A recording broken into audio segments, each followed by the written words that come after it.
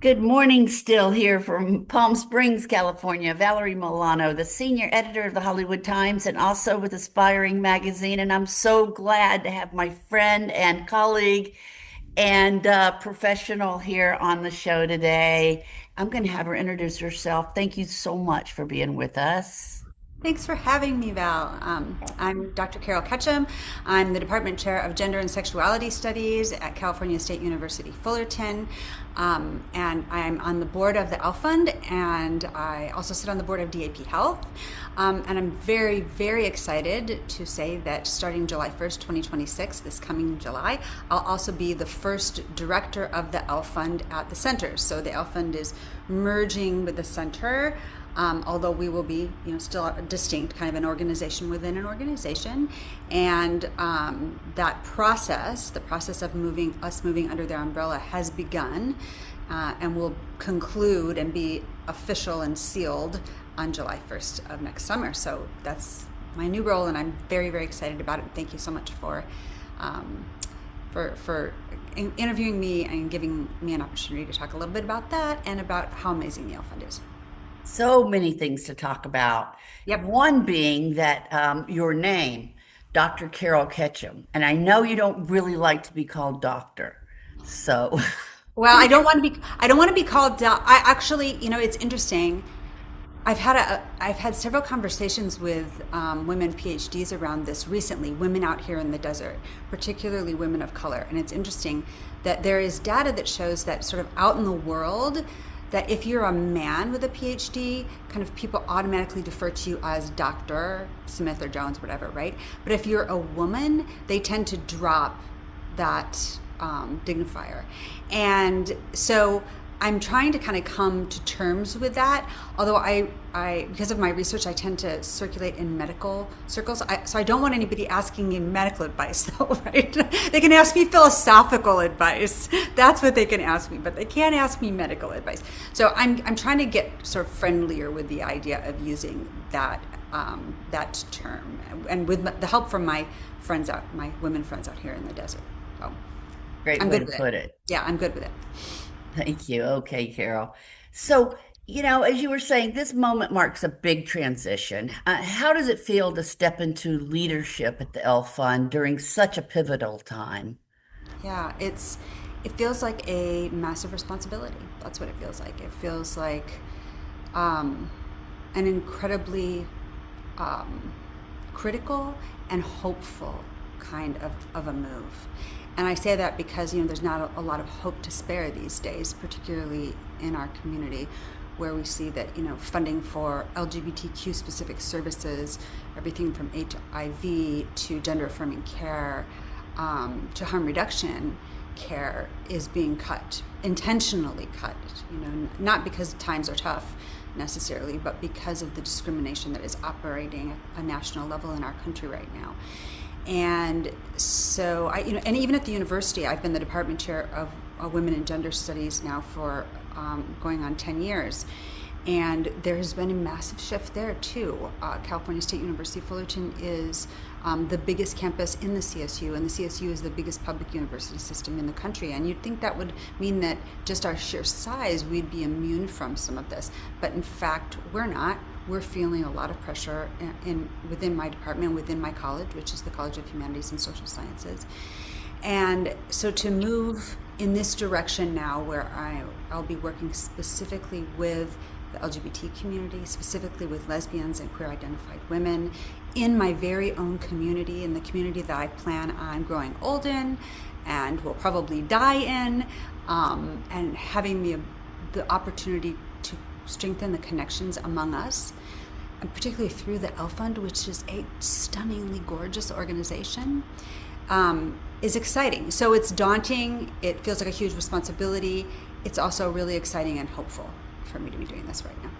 And as you said, you spent years as a professor of gender and sexuality studies, and now as a board member of the L Fund. And you've said a little bit about it, but what called you to take on this leadership role now, personally and professionally? And you must not sleep at all. Well, you too, Val, you too. Um, Thanks for asking. That's a really great question. And I've been on the board for a while now. And when you sit, the L Fund is a small board. There's 7 of us, and it's a mighty organization. And this past year, we gave away more money in the L Fund than the L Fund has ever given away in its history. Thank you. And and we put on our gala, and we're putting on our Thrive Health Fair, which is January 10th out here in Palm Springs, a health fair just for lesbians and queer identified women, cis and trans. And so we've done a lot of work, but the need and even the resources, because we also raised more money than we have before. So the need and the resources has outgrown a grassroots 7-person board with very, uneven amounts of time during the year. And at the same moment that we came to that realization, we also came to the realization that we have a priceless model here. Like, we had this group of founders I out here in the desert, and I'm not going to try to name them because I'll leave someone out and I'll be devastated by that. But we have a group of founders out here that had this vision about how they were going to be taking care of each other. And it began by throwing $20 in a basket. I think it was a reading group gathering or something that they had weekly. And that mutual aid organization, that founding, grew into this organization where we've given out, many grants, and the stories are amazing. They are, one of my most recent ones was a woman out here who is older, in her 80s, and needed a new oxygen machine because the heat out here is such that without the brand new kind of oxygen machine, she couldn't go out when in the summertime. Like, to be able to give someone an oxygen machine, are you kidding? Or how about the woman who was starting college and didn't have a laptop? And Mei Ling, one of our brilliant co-directors, Mei Ling, Tom, and Robin Burr, met her and bought her this laptop, handed her the laptop so she could finish her degree, her college degree. Like, this work is so uplifting and so exciting. The grants that we've given to artists so that they can have a show, so they can realize some vision, so we can all gather around that artist, right? The money stays right here in the Coachella Valley. So when we, for example, give money to a lesbian artist, when they have their show or otherwise realize, have their film, whatever their vision is, we can send something out and we can all go and support that woman because we are taking care of each other out here in the desert. And so in that regard, the L Fund fulfills this kind of missing family role. Many of us don't have families. Lots of us were rejected by our families. So it fills this kind of missing family role, but it also fulfills the missing social safety net that in a heteronormative society that lesbians just don't have. Lots of lesbians are in the closet. Lots of lesbians, even when they're going to the doctor, they don't feel like they can share the fact that they're gay. So it also fulfills that, and it creates this sort of family. So I love to say it's lesbians taking care of lesbians, queer women taking care of queer women out here in the desert. And how beautiful and hopeful is that? So the opportunity to switch from working in an institution that had really broad interests and a really kind of broad set of goals to moving into one that is out here in the desert in my own community, taking care of the women that I love, like, that just feels amazing. And it came at the most perfect time because I turned 62, and for some reason 62 was like a thing for me. I went 62, like 50 I was good, even 60 was sort of okay, but 62, geez Louise, for sure senior citizen material, for sure. Like, no question. And so it just all kind of came together. And then Robin, I'm really, really excited that Robin Burr, who like her 501(c) and not-for-profit acumen is over the top. Like, she's got an amazing professional record, working in all kinds of national roles in the LGBTQ plus community at the level of the centers and CenterLink and Chicago's center. And, so she's coming along. We're all coming as a team. In other words, Robin Burr, myself, and Mei Ling Tom, who Mei Ling is one of our, she is our longest serving board member. She is the angel wings behind this organization. She's just fantastic. So the three of us are coming over to the center. I'll be the director, and the center is creating 2 special seats on their board of directors that will be filled by Robin Burr and Mei Ling Tom. So it just, the stars aligned. Back to your question. The stars aligned. Like this was meant to be, everything lined up. And I mean, the other part of this is we just had our first national large-scale study come out on lesbian health and wellness. And so we're able to now, and then we did our own local study also, and it corroborated much of what was in that national study. So we know we've got good data on what lesbians and queer women need to thrive.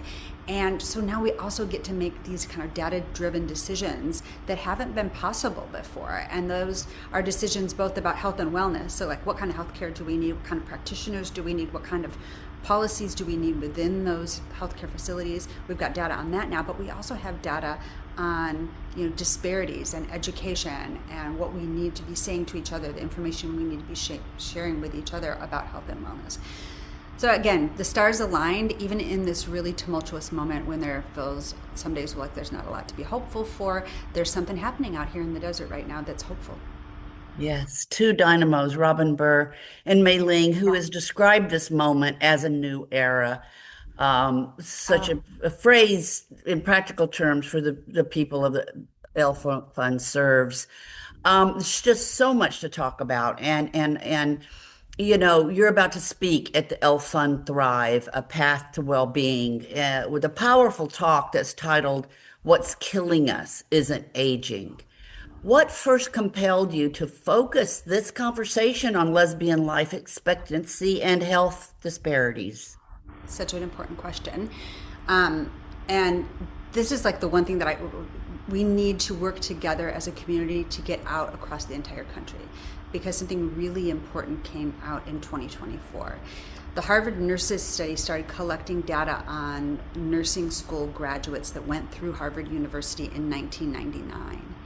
And it was a brilliant idea because these nursing students have to come back every year to Harvard. So every year they capture them and they make them do this survey again. So we're able to follow them over the span of their lives and see what kinds of diseases and experiences develop in the lives of these women.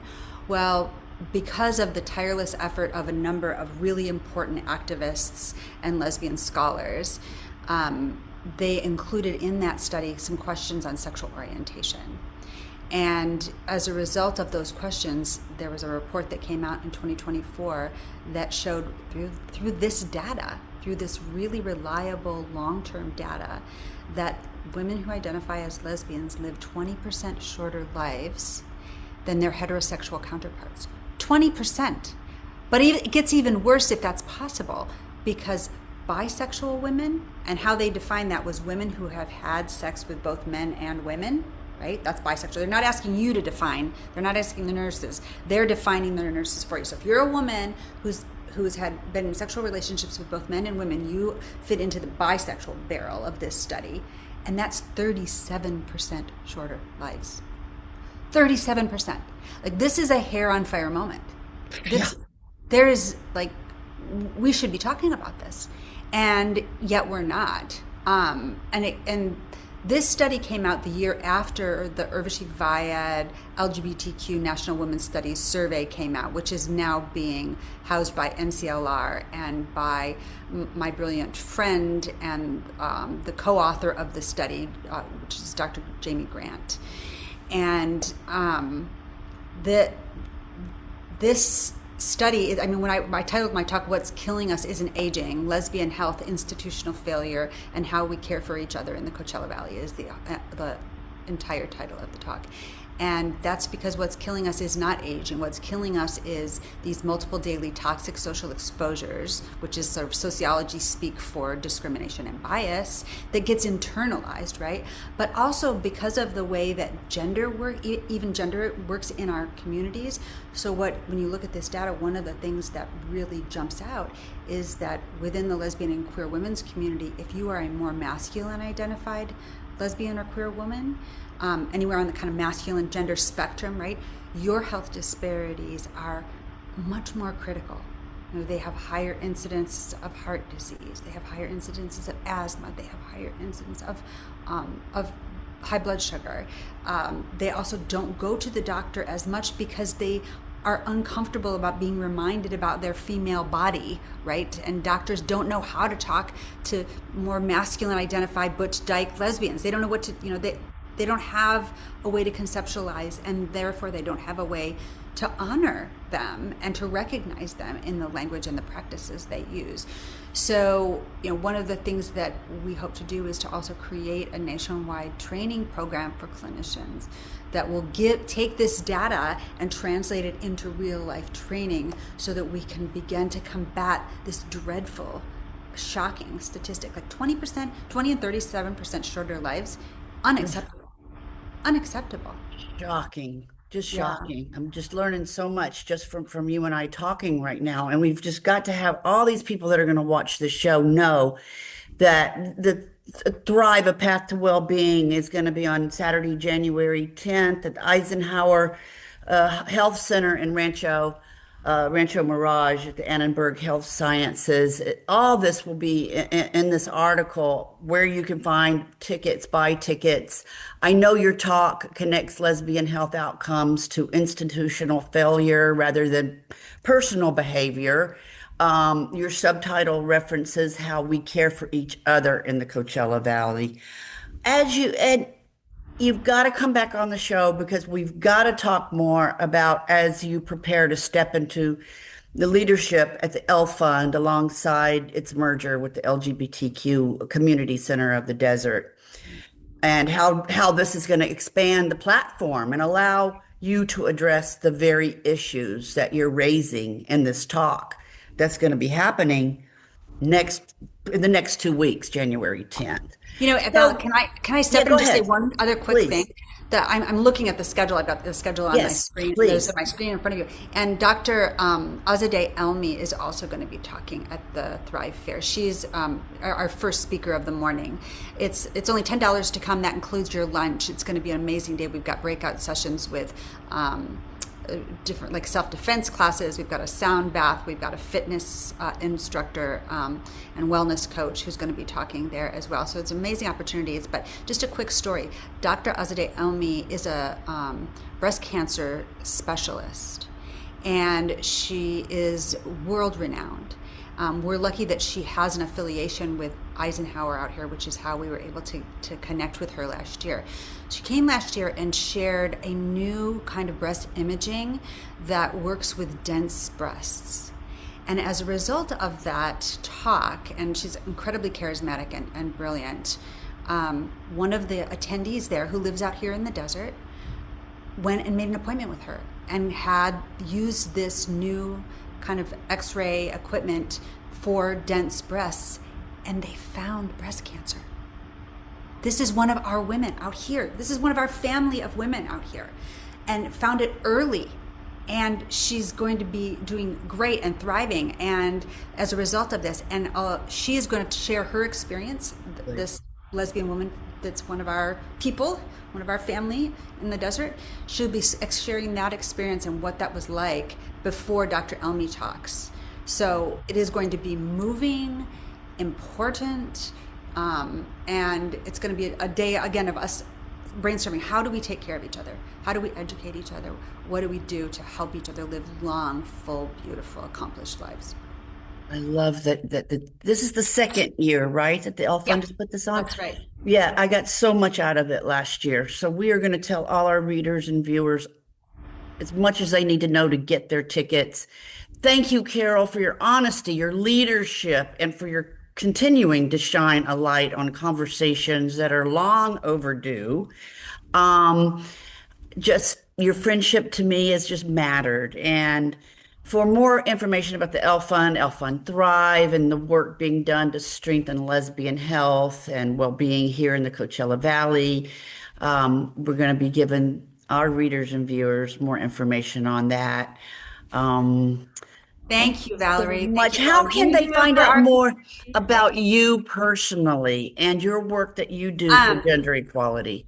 Yeah, so you can go to the California State University webpage, and I'm the department chair of Gender and Sexuality Studies, so I've got a bio there. You can also go to the L Fund's website. I've got bio and contact information there, or DAP Health.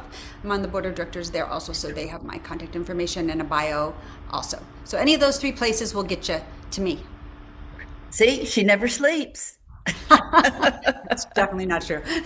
Thank you, Valerie. Thanks for all you do too, and thanks for doing this little promo for us. It's such important information as we grow old Absolutely. together out here Yeah, love and it. achieve together out here. And yeah, Yeah. it's good. All right. Well, we're the Hollywood Times dot today, hollywoodtimes.net, aspiringmagazine.com, and the Hollywood Times official is our YouTube channel. Karyl, thank you so much. Have a great rest of your day in beautiful Palm Springs, and I know we'll see each other soon. Thank you for your Well, time today. Okay. Bye, sweetie.